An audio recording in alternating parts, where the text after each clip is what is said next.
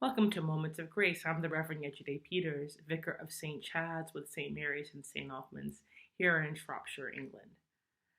Today, I want to talk to you about death. And I know that just lands really heavily for most of us, and we think, click, time to turn it off. Don't want to think about that. I think that's a mistake. I think avoiding death and trying to pretend as though it is not haunting our every footstep at this point is a foolish endeavor. It's one I understand, it's one I undertake myself sometimes, but it doesn't actually help.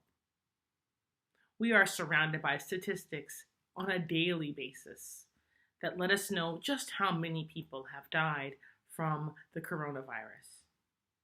And many of us are in situations, communities, families even, where multiple members have died, where the grief and the loss is overwhelming.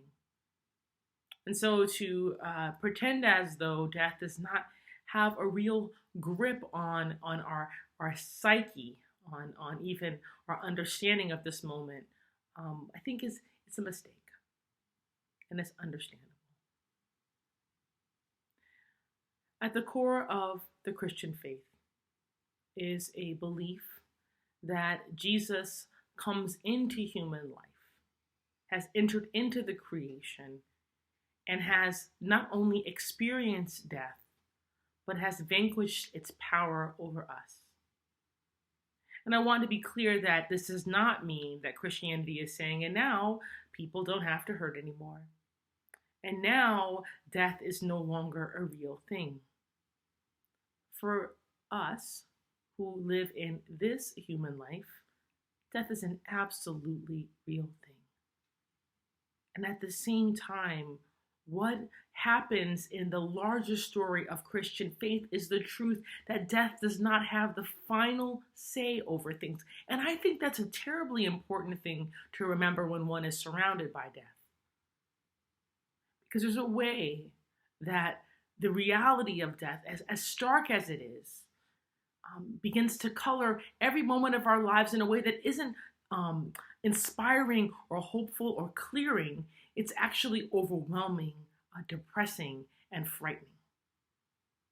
What we need to do, I believe, is hold two things in real tension. One, we live as embodied human beings in a real reality in which death is the final understanding we have of certain things in actual and real sense. And two, death absolutely is not the final word on life. To live our lives in the light of the resurrection, to live our lives believing and knowing that God has more for us, is to live a life of purpose and courage in the face of things that are difficult. It inspires us to have hope when there is not very much hope to be had on certain levels. And what I mean by that is this: not just the promise of the world to come, but in this life. Where is God's resurrection power? Where is God making things new? How can we be a part of that loving and incredible story?